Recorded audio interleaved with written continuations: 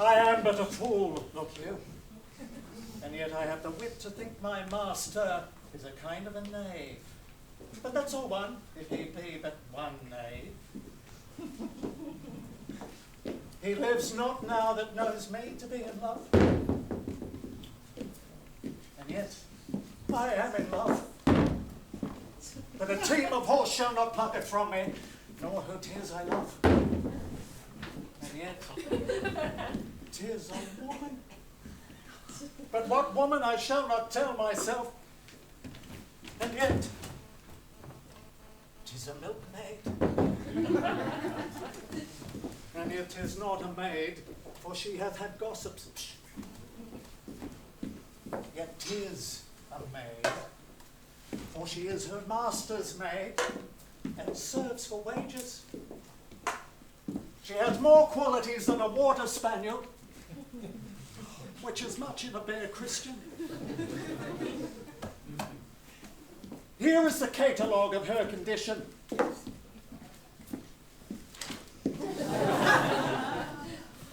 Imprimus, she can fetch and carry. Oh, why, a horse can do no more. Nay, a horse cannot fetch but only carry. Therefore is she better than a jade. Item, she can milk. Look you, a sweet virtue and a maid with clean hands. How now, Signor Lawrence? What news with your mastership? With my mastership? Why, it is at sea. Why, your old vice still mistake the word. What news then in your paper? The blackest news that ever thou heardest. How black? Why, as black as ink. Let me read them.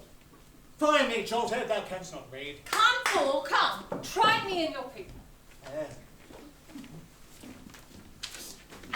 Item, she can milk. Aye, that she can. Item, she brews good ale. When thereof comes the proverb, the blessing of your heart, you brew good ale. Item, she can sew. That's as much to say. Can she sew? Item, she can knit. What need a man care for a stock with a wench when she can knit him a stock? Item, she can wash and scour. Ah, special virtue! Then she need not be washed and scoured. Ooh, here follow her vices. Hot on the heels of her virtues. She is not to be kissed fasting in respect of her breath. Why, that fault may be mended with a break fast. Read on. Item, she hath a sweet mouth. That makes amends for her sour breath. Oh, item, she doth talk in her sleep. It's no matter for that, so long she sleep not in her talk. Item, she is slow in words. Oh, villain that set that down among her vices. To be slow in words is a woman's only virtue. I pray thee out with it and place it for her chief virtue. Oh, item, she hath no teeth. I care not for that neither, because I love crusts. Item, she is cursed. Well, the best is, she hath no teeth to bite. Item, she doth often praise her liquor.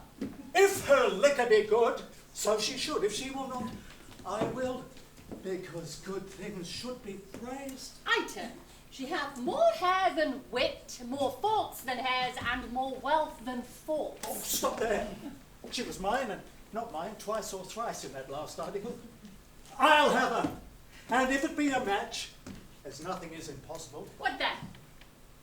Why, then will I tell thee, thy master studies for thee at the North Gate. For me? Aye, for thee. Who art thou? You stay for better men than me. And must I go to him? Thou must run to him. Thou hast stayed so long that going will scarcely serve the turn. Why didst not tell me sooner? Pox on your love letters. Now will he be swinged for reading my letters.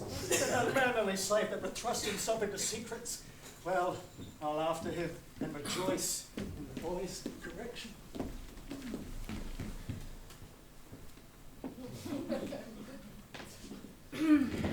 Now, my young guest, methinks your alley, collie?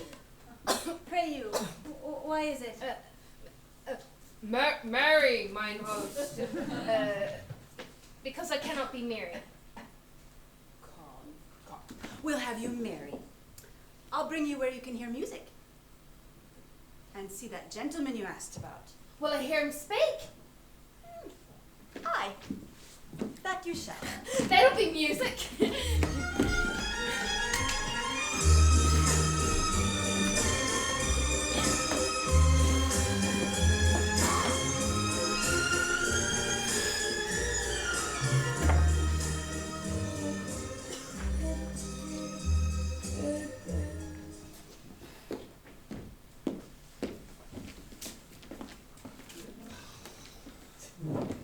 Caforio, think not but that she will love you, now that Valentine is banished from her sight.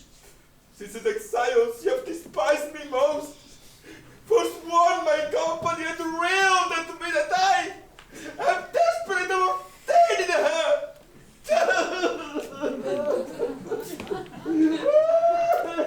This weak impress of love is but a figure trenched in ice, which, with an hour's heat, dissolves to water doth lose his form. Oh, God! A little time will melt her frozen thoughts, and worthless Valentine shall be forgot. Ah! How now, Sir Proteus? Is your countryman, according to our proclamation, gone? Gone, my good lord. My daughter takes his going grievously. A little time, my lord, will kill that grief. I believe so, but Thurio thinks not so. Sir Proteus, the good conceit I hold of thee, for thou hast shown some signs of good desert, make me the better to confer with thee. Longer than I prove loyal to your grace, let me not live to look upon your grace. Thou knowest how willingly I would effect the match between Sir Thurio and my daughter. I do, my lord. Also, it is not unknown to thee how she opposes her against my will. She did, my lord, when Valentine was here. Yeah, aye, and perversely she persevers so. Yet what might we do to make the girl forget young Valentine and love Sir Thurio? The best way is to slander Valentine with falsehood, cowardice, and poor descent. 3 things that women highly hold in hate. But she will think it is spoken hate. Aye, if his enemy deliver it. Therefore it must with circumstance be spoken by one whom she esteemeth as his friend. But then you must undertake to slander him. And that, my lord, I will be very loath to do. 'Tis an ill office for a gentleman, especially against his very friend. Where your good word cannot advantage him, your slander never can damage him. Therefore the office is indifferent. Being entreated to it by your friend. You have prevailed, my lord. If I can do by out that I can speak in his dispraise, she shall not long continue love to him. But say this weed her love from Valentine, it follows not she will love Sir Thurio. Therefore, as you unwind her love from him, lest it should ravel and be good to none, you must provide to bottom it on me, which must be done by praising me as much as you in worth this praise, Sir Valentine. And we dare trust you in this kind, because we know on Valentine's report that you are already love's firm votary, and dare not soon revolt and change your mind. Upon this warrant, shall you have access to Sylvia, where you may confer with her. And, for she is lumpish, heavy, melancholy, and for her friend's sake, she will be glad of you. And so, you will then temper her by your persuasion to hate young Valentine and love Sir Thurio. As much as I can do, I will effect. Oh, but you, Sir Thurio, are not sharp enough. You must lay line to dangle her desires by some wailful sonnets, whose composed rhyme should be full fraught with serviceable vowels. Aye, the muchest force of heaven-bred poesy. Say that upon the altar of her beauty, you sacrifice your tears, your sighs, your heart. Write till your ink be dry, and with your tears, moist them again to frame some feeling line for Orpheus's lute, who was strung with poet's sinews, whose golden touch could soften steel and stones, make tigers tame, and huge leviathans forsake unsounded deeps to dance on sands. Oh, visit by night your lady's chamber window with some sweet concert. To their instruments tune such sweet complaining grievances. There will so become the night's dead silence. This, or else nothing, shall inherit her. This discipline shows thou hast been in love. And thy advice, this night, I put in practice. About it, gentlemen, into the city, to sort some consort well skilled in music. Now, I have a sonnet that will serve the term to give the onset to thy good advice. We wait upon your grace till after supper, and afterwards determine our proceedings. Even now about it, I will pardon thee.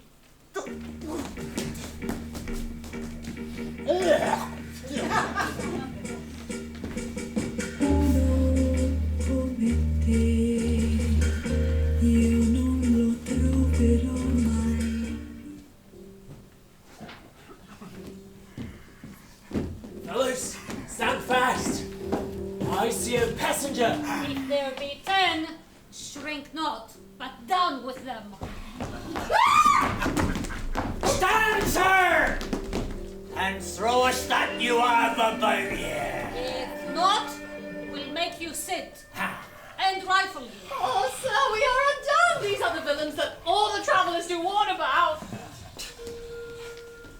My friends, that is not so, sir. We are your enemies!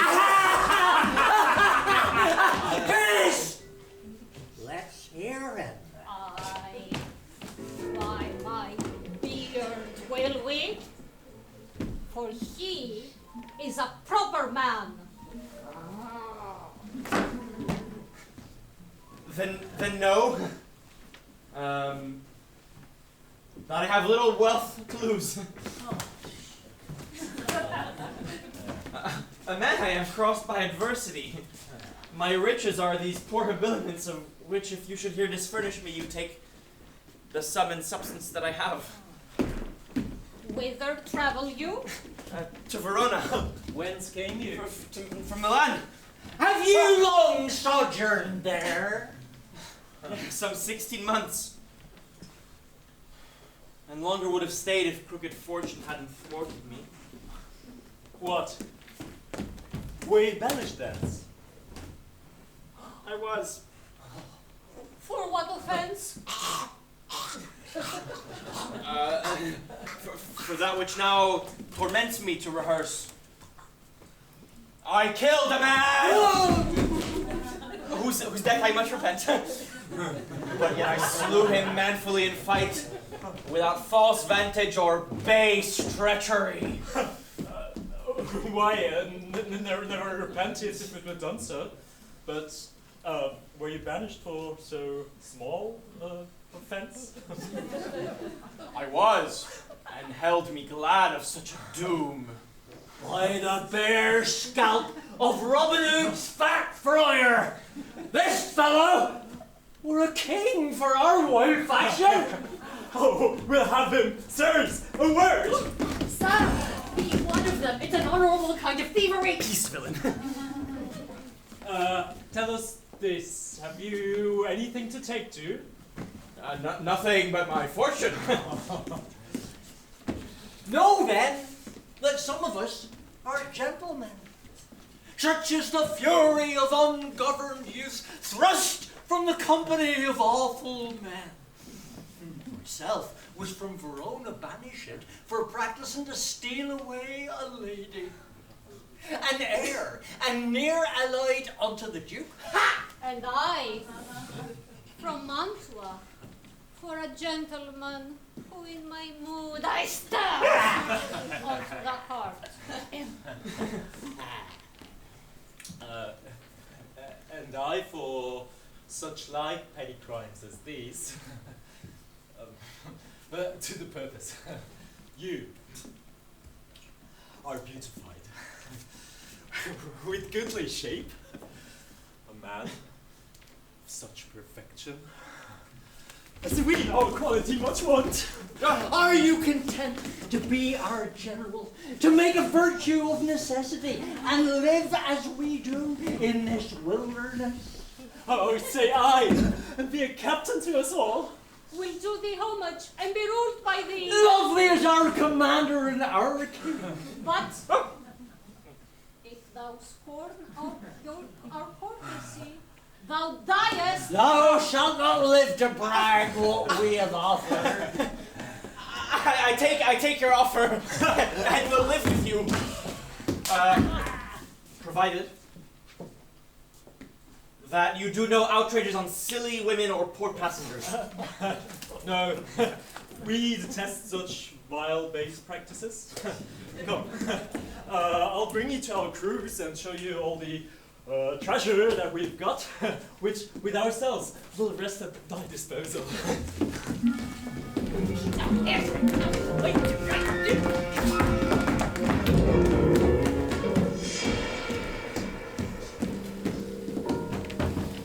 Already have I been false to Valentine, and now I must be as unjust to Turio. But Sylvia is too fair, too true, too holy to be corrupted with my worthless gifts. When I protest true loyalty to her, she twits me with my falsehood to my friend. When to her beauty I commend my vows, she bids me think how forsworn I have been in breaking faith with Julia, whom I loved. Yet, spaniel-like, the more she spurns my love, the more it grows and fawneth on her still. But here comes Turio. Now I must sweep to her window to give some evening music to her ear. How now, Sir Proteus? Are you cracked before us? Aye, gentle Turio, for you know that love will creep in service where it cannot go. Aye, but I hope, sir, that you love not here. Sir, but I do, or else I would be hence. Ho! Sylvia? Aye, Sylvia, for your sake. I thank you for your own.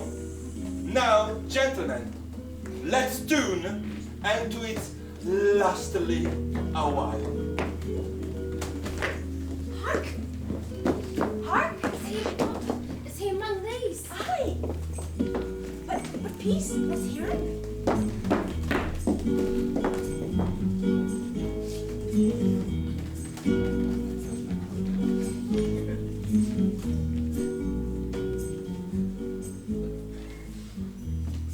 Who is Sylvia? What is she? That all her swains command her. Holy, fair, and wise is she. The heavens such grace did lend her, that she might admired be. Is she kind, as she is fair? For beauty lives with kindness. Love, dog to her eyes repair, to help him of his blindness, and being helped inhabits there.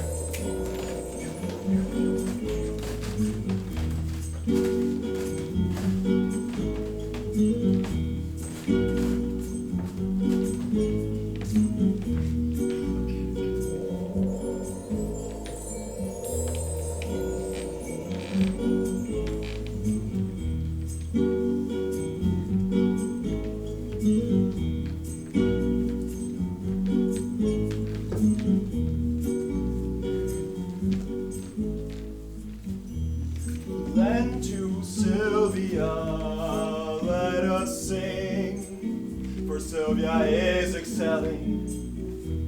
She excels each mortal thing upon the dull earth's dwelling. To her let us garlands bring.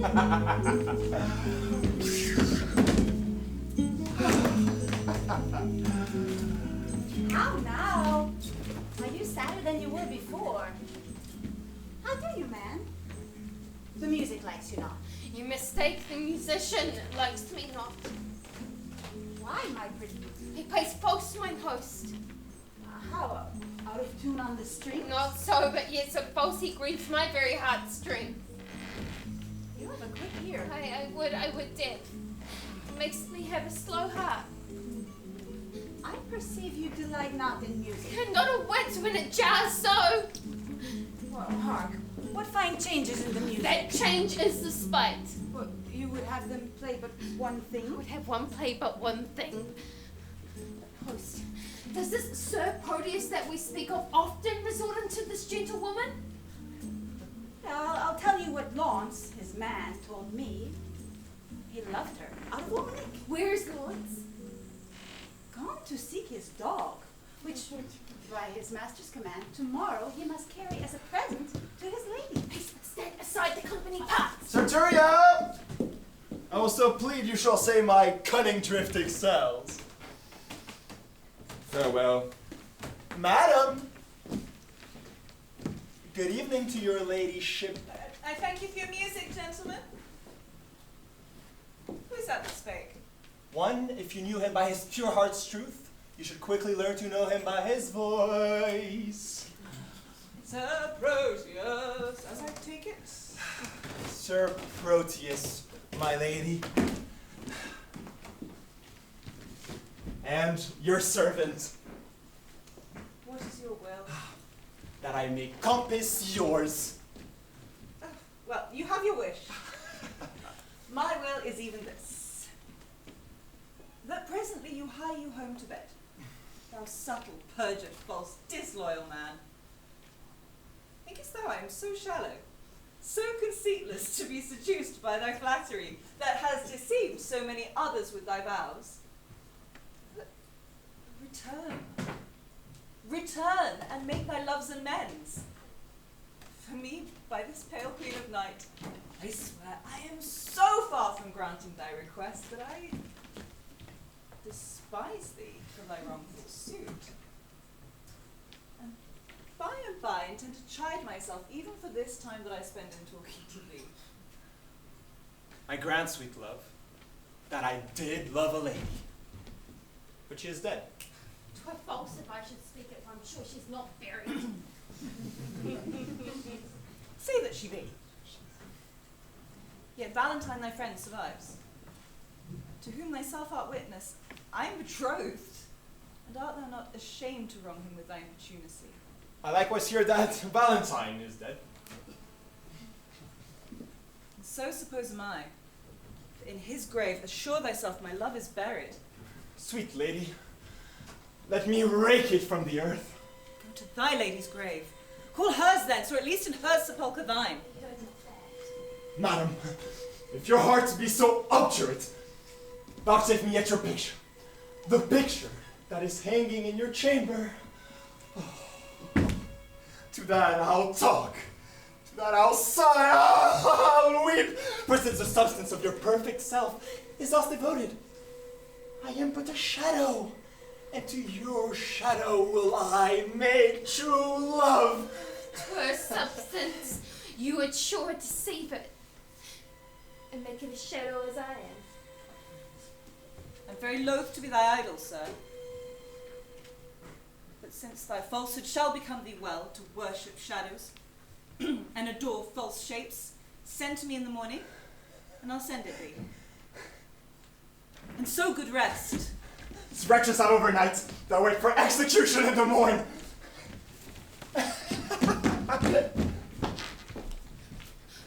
Host, will you go? Why, my help? I was fast asleep. Pray you, where lies Sir Proteus? Mary, at my house. Trust me, 'tis almost day. Not so. But have been the longest night I e'er did watch, and the most heaviest.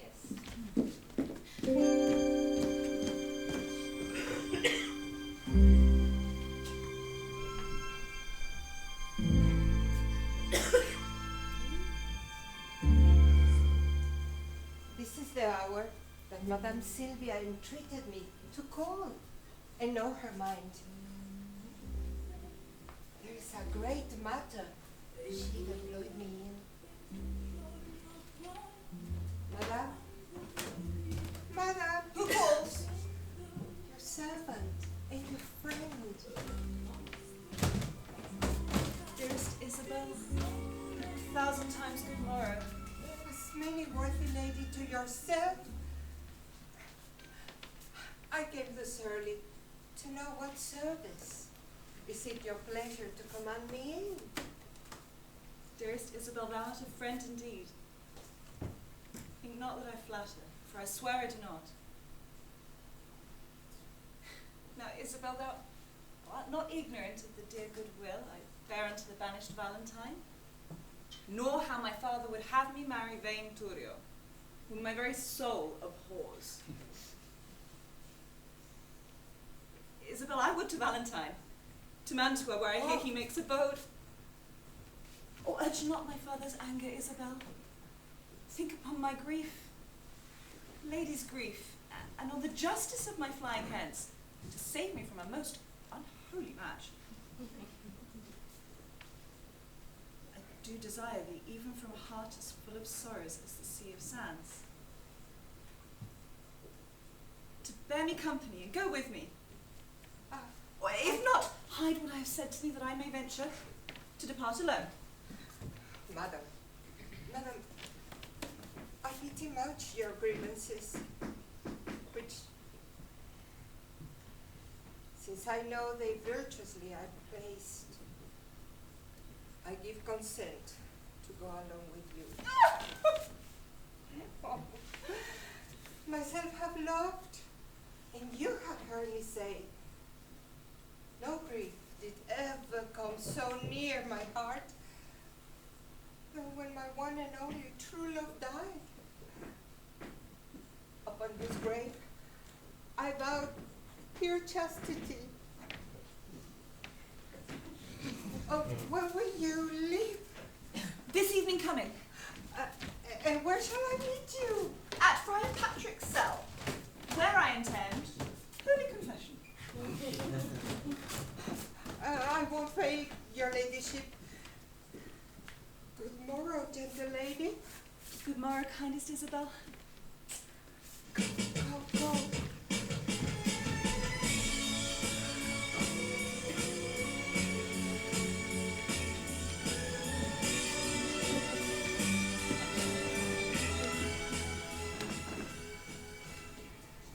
When a man's servant shall play the cur with him, look you, it goes hard. One that I brought up of a puppy. One that I saved from drowning when 3 or 4 of his blind brothers and sisters went to it. I have taught him, even as one would say, precisely, thus would I teach a dog.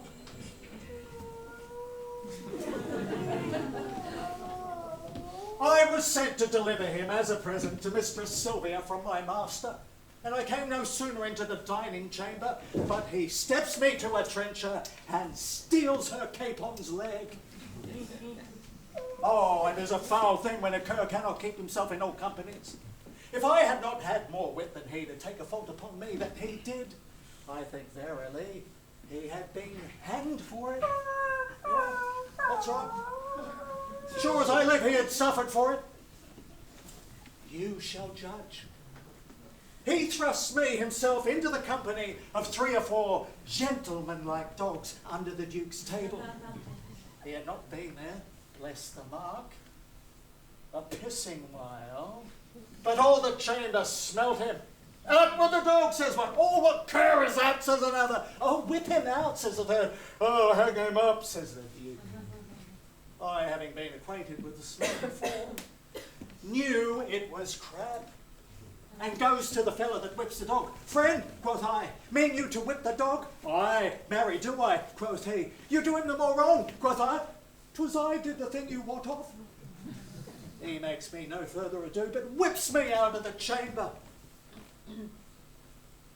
What master would do this for his servant? Nay, I'll be sworn, I have sat in the stocks for puddings he has stolen, otherwise he had been executed. I have stood on the pillory for geese he hath killed, otherwise he had suffered for it. Thou thinkst not of this now, but I remember the trick you served me when I took my leave of Madam Sylvia. Did I not bid thee still mark me? Do as I do. When didst thou ever see me heave up my leg and make water against a gentlewoman's farthingale? When didst thou ever see me do such a trick? Sebastian is thy name. I like thee well, and will employ thee in some service presently. And what you please, I'll do what I can. I hope thou wilt. How now, you whoreson peasant? Where have you been these 2 days loitering? Marry, sir, I carried Mistress Sylvia, the dog you paid me. Ah, and what says she to my little jewel? She says your dog was a cur, and tells you that currish thanks was enough for such a present. But you received my dog. No, indeed, did she not, sir?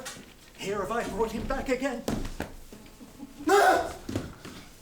What? Dost thou offer her this? Aye, sir. From me? Aye, sir. The other squirrel was stolen from me by the hangman boys in the marketplace. And then I did offer her mine own, which is a dog as big as 10 of yours, and therefore the gift the greater. Go! Get thee hence and find my dog again, or never return again into my sight. Away, I say! Stays thou to vex me here, a slave that so enters me to shame, Sebastian!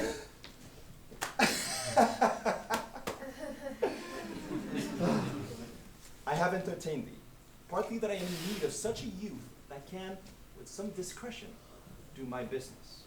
For 'tis no trusting to yon foolish lout, but chiefly for thy face, which if my augury deceives me not, witness good bringing up, fortune, and truth. Therefore know thou, for this I entertain thee. Deliver this ring to Madame Sylvia. She loved me well, delivered it to me. It seems you loved not her to leave her token. She is dead, belike. Not so, I think she lives. Less. What does thou cry, alas? I cannot help but pity her. Wherefore wouldst thou pity her? Because methinks she loved you as well as you do love your Lady Sylvia. She dreams of him that has forgot her love. You dote on her that cares not for your love. This pity love should be so contrary, and thinking on it makes me cry, alas! Well, take that ring, and therewithal, this letter. This is her chamber. Tell my lady I claim the promise of her heavenly picture. Your message done, hie home unto my chamber, where thou shalt find me sad and solitary. Sebastian. How many women would do such a message? Alas, poor Proteus, thou hast entertained a fox to be the shepherd of thy lambs. Alas, poor fool, why do I pity him? That with his very heart despiseth me. Because he loves her, he despiseth me. Because I love him, I must pity him. This ring I gave him when he parted from me, to bind him to remember my goodwill. Now am I, unhappy messenger, to carry that which I would have refused, to plead for that which I would not obtain, to praise his faith which I would have dispraised. I am my master's true confirmed love, but cannot be true master to true servant to my master unless I prove false traitor to myself. Yet will I woo for him, but yet so coldly, as heaven it knows, I will would not have him speed. Gentlewoman! Good day! I pray you be my means to bring me where to speak with Madam Sylvia. What would you with her? If that I be she. If you be she, I do entreat your patience to hear a message I am sent on.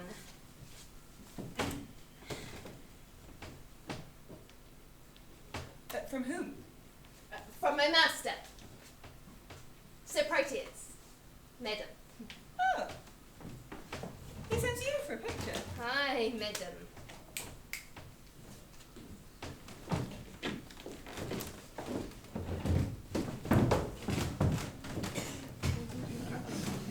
Go give your master this. But tell him from me, one Julia, that his changing thoughts forget. Better suit his chamber than this shadow. Madam, please you peruse this letter. Hold! I will not look upon your master's lines. I know they're stuffed with protestations and full of newfound oaths that he will break as easily as I do tear his paper. Madam, he sends your ladyship this ring.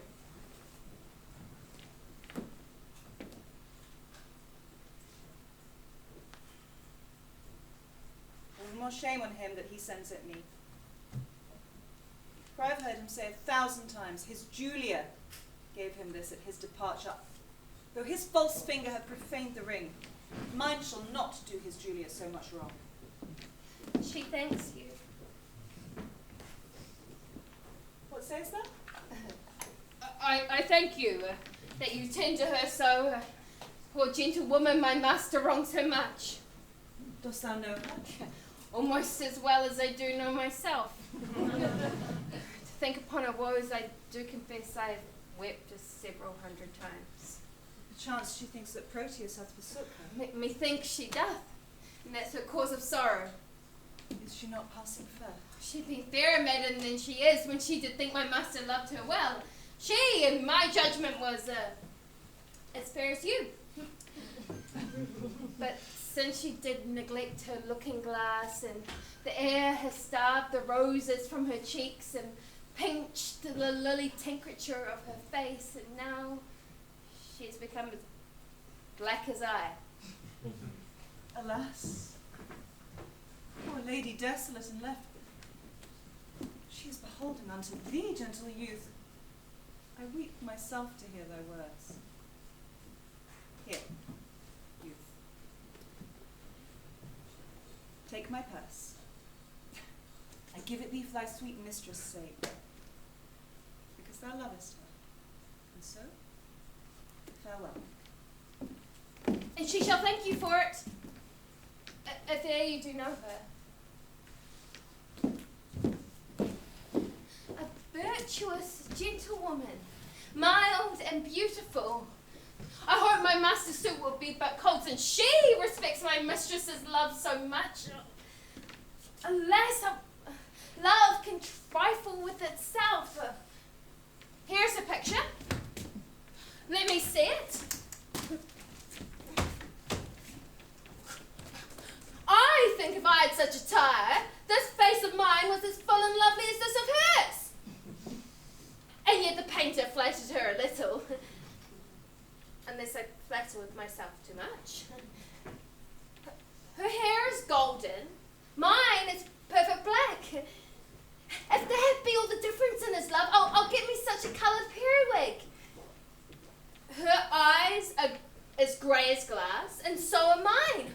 Low, but her forehead's low, and mine's as high. What can it be that he respects in her, but that I can make respective in myself? This fond love when on a blinded God. Come, shadow, come and take this shadow up. but 'tis thy rival. O thou senseless form, thou shalt be worshipped, kissed, loved, and adored. La nostra casa vuota, il sole d'ondrà e tu ci sarai, tu mancherai. Addio.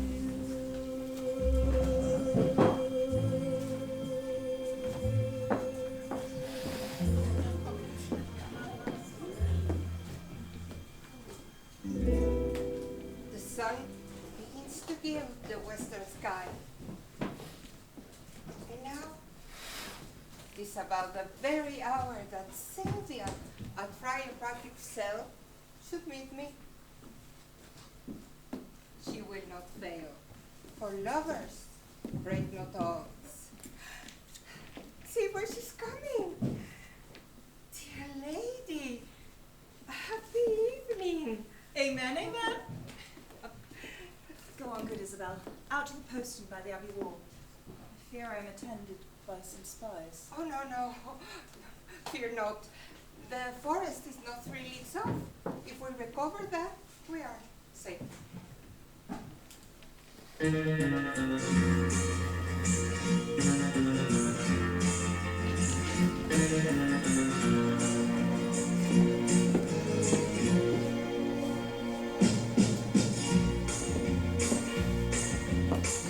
Il sole stanco a letto presto se ne va, ce la fa più, ce la fa più. La notte adesso scende con le sue mani fredde su di me, ma che freddo fa, ma che freddo fa. Basterebbe una carezza per un cuore di ragazza, forse allora sì che t'amerei. Cos'è la vita senza l'amore? È solo un albero che foglie non ha più. E senza il vento, un vento freddo, come le fronde le speranze buttano giù.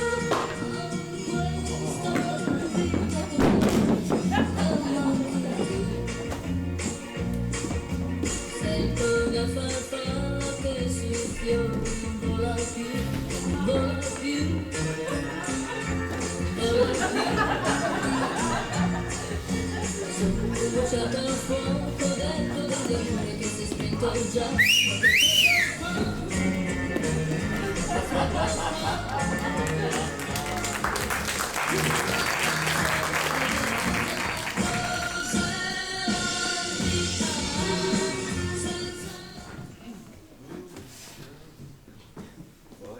Ah, Sir Proteus!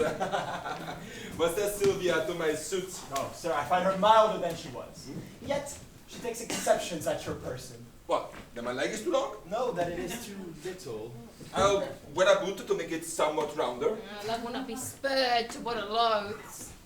What says she to my face? She says it is a fair one. Nay, the word don't lies. My face is dark. Ah, but pearls are fair, and the old saying is, dark men are pearls in beauteous ladies' eyes. 'Tis true, such pearls that put out ladies' eyes, for I'd rather wink than look on him. What says she to my discourse? Ill, when you talk of war. But well, when I talk of love and peace. Yeah, but better still when you hold your peace. What says she to my valor? Oh, sir, she makes no doubt of that. Well, she needs not when she knows it's cowardice. What says she to my birth? That you are well derived. True, from a gentleman to a fool. Here comes the Duke. Which of you saw Lady Isabel of late? Not I. Nor I. So you my daughter? Neither. Why, then she's fled under that villain Valentine. Therefore, I pray you, stand not to discourse, but get your mounted presently and meet me at the rising of the mountain's foot that leads to Mantua, whither they are fled. So, sweet gentlemen, dispatch and follow me. Why, this it is to be a peevish girl that flies her fortune when it follows her. I after, more to be the avenger to Valentine than for the love of reckless Sylvia. And that will follow. More for the love of Sylvia than the hate of Valentine that she does seek. And I will follow more to cross that love than hate of Sylvia, who's gone for love.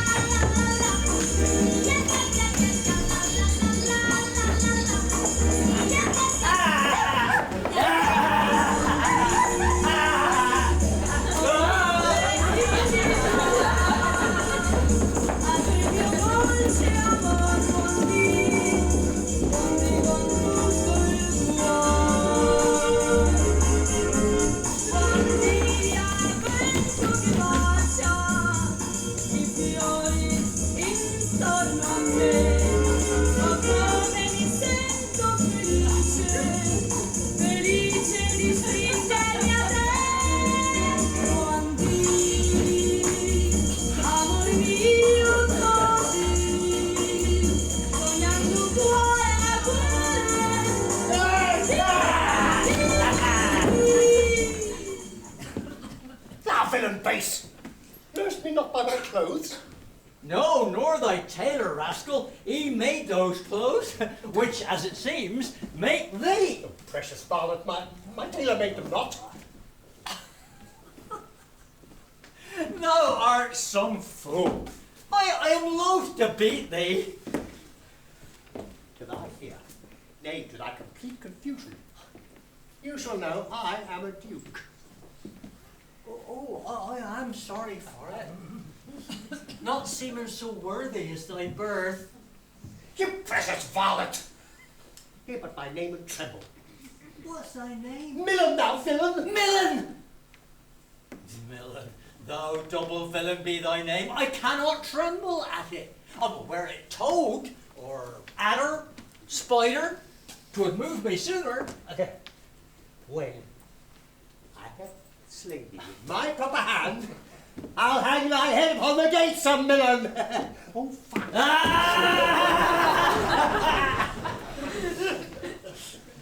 How use doth breed a habit in a man. This shadowy desert, unfrequented wood, I better broke than frequented peopled towns. Here can I sit alone, unseen of any, and to the nightingale's complaining notes tune my distresses and record my woes. Oh, thou that dost inhabit in my breast, leave not this mansion so long tenantless, lest growing ruinous the building fall and leave no memory of what it was. Oh, Sylvia, repair me with thy presence. Nymph, cherish thy forlorn swain. What stir and what hallowing is this today? These are my mates that make their wills their laws, have some unhappy passenger in chase. Though they love me well, I have much to do to keep them from uncivil outrages. Come. Come. Be patient. I must bring you to our captain. 1,000 more mischances than this have learned me how to brook this patiently. Pray, where's the woman who was with me? Being nimble-footed, she hath outrun us. But Dorcas and Valerius follow on. The thicket is beset, she cannot escape. Come, I must bring you to our captain's cave. But fear not. Our captain bears an honorable mind and will not use a woman lawlessly. Valentine, this I endure for thee.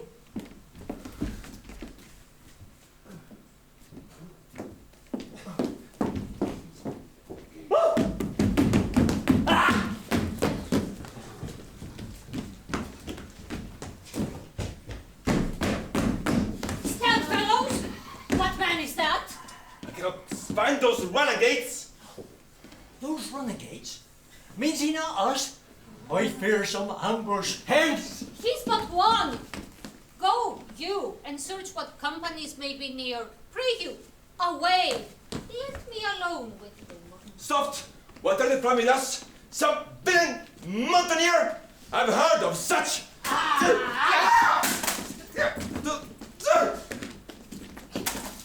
What slave art thou? A thing more slavish did I ne'er than answering a slave without a knock. Thou art a robber! A looper a villain! Yield thee, thief! To who? To thee? What art thou? Have not I an arm as big as thine? A heart as big? Art not afeared? Those that I reverence, those I fear, the wise, and fools. I laugh, not fear them.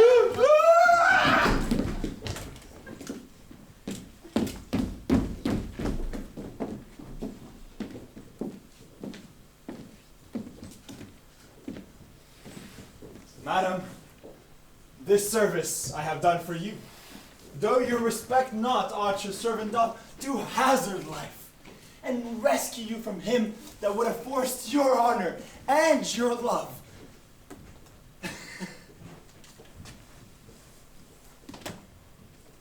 Vouchsafe me, for my need, one calm look.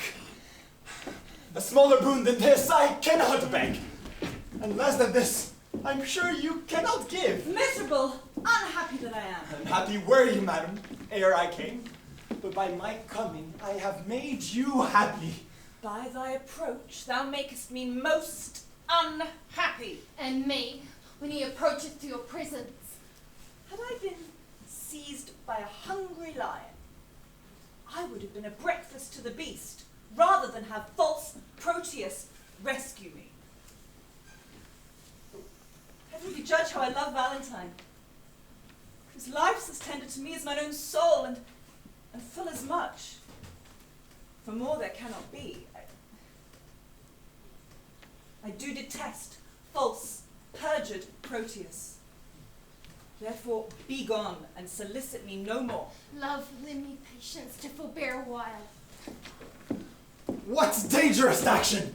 Stood it next to that, would I not undergo for one fair look? Oh, 'tis the curse in love, and still a proof when women cannot love what they're beloved. When Proteus cannot love where he's beloved. Read over Julia's heart. Thy first best love, for whose dear sake thou didst then rend thy faith into 1,000 oaths, and all those oaths descended into perjury to love me. Thou hast no faith left now, unless thou'dst too, which is worse than none, better none than plural faith. Thou counterfeit to thy true friend. In love, who respects friend? All men but Proteus. Nay, if the gentle spirits of moving words Can we change you to a milder form? I'll woo you like a soldier and love you against the nature of love. Foresee. I'll force thee yield to my desire.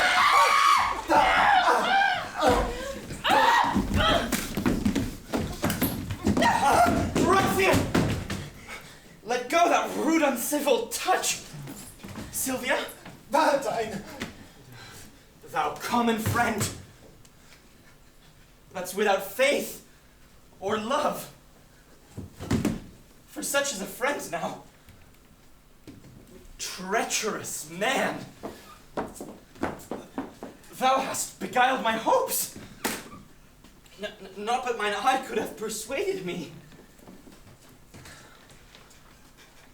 Now I dare not say I have one friend alive. Thou wouldst disprove me. Who should be trusted when one's own right hand is perjured to the bosom? Proteus, I am sorry, but I must never trust thee more. But count the world a stranger for thy sake. The private wound is deepest. Oh, time most accursed that mongst all foes a friend should be the worst. Oh, my guilt and shame confounds me. Forgive me, Valentine. Oh, me unhappy. Oh, look to the boy. Oh, my boy. How now? Look up, speak. Good sir, my master charged me to deliver a ring to Madame Sylvia, which out of my neglect was never done. Oh no! Where's that ring, boy? Here it is. This is it. This is the ring I gave to Julia. Oh, cry your mercy, sir. I mistook him. Here's the ring you sent to Sylvia. How camest thou by this ring? At my depart, I delivered this ring to Julia. And Julia herself did give it to me. And Julia herself had brought it hither. Julia. Behold her, that gave aim to all thy oaths and entertained them deeply in her heart. How oft hast thou with perjury cleft the root? Oh, Proteus, let this habit make thee blush. Be thou ashamed that I have taken upon me such an immodest raiment. If shame lives in a disguise of love, it is the lesser blot modesty finds. Women to change their shape, then men their minds. The men their minds. 'Tis true, oh heaven! If man were perfect, he were constant. Oh, that one error fills him with faults, makes him run through all the sins. Constancy falls off where it begins. What is in Sylvia's face that I may spy more fresh in Julia's with a constant eye? If hearty sorrow be sufficient ransom for offense, I do tender it here. I do truly suffer, as ever I did commit. A priest! A priest! A priest! Forbear! Forbear, I say, it is my lord the Duke. Your grace is welcome to a man disgraced. Banished Valentine. Sir Valentine? Yonder is Sylvia. And Sylvia is mine! Give back, or else embrace thy death. Come not within the measure of my wrath. Do not name Sylvia thine, if once more all Verona shall not hold thee. Here she stands. Take but possession of her with a touch. I dare thee but to breathe upon my love. Sir Valentine, I care not for her, I hold thee but a fool that will endanger his body for a girl who loves him not. I claim her not, and therefore she's thine. More degenerate and base art thou, to make such means for her as thou hast done, and leave her on such slight conditions. Now, by the honour of my ancestry, I do salute thee, Sir Valentine, and think thee worthy of an endless love. Know then, I here forget all griefs, cancel all former grudge, repeal thee home again, and plead a new state to thy unrivalled merit, to which I thus subscribe. Sir Valentine, thou art a gentleman, and well derived. Take thou thy Sylvia, for thou hast deserved.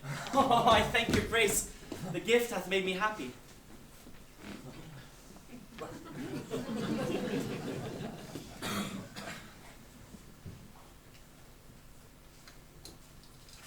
I now beseech your grace to grant me one more boon that I shall ask of you. I'll grant it, for thy sake, whate'er it be. These men that I have kept withal, these banished men, are men endued with worthy qualities. Forgive them what they have committed here, and let them be recalled from their exile. They are reformed, civil, full of good and fit for great employment, worthy lord.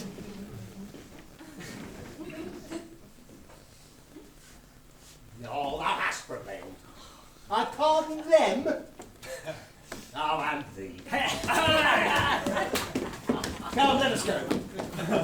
We will include all jars with mirth and great solemnity.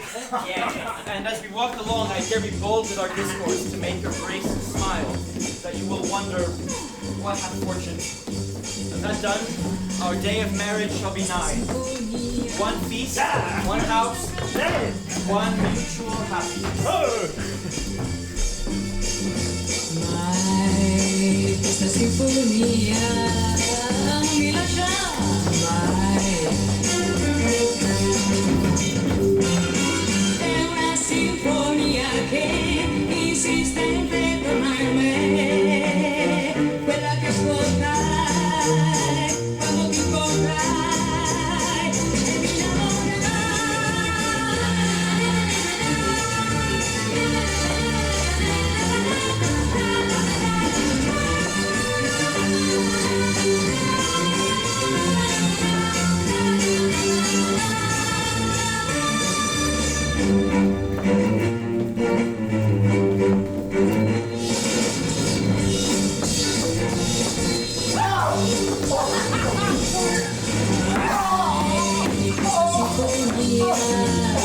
Non si ferma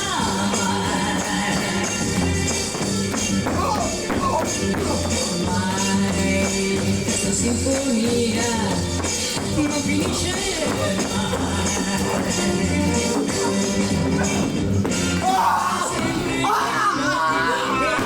Che mi parlano di te, io non lo vorrei, io lo fermerei, ma non vorrei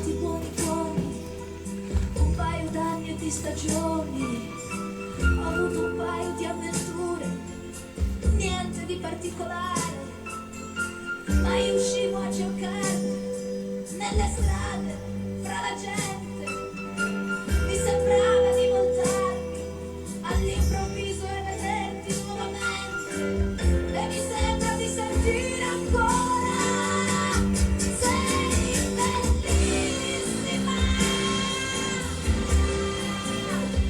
sei bellissima,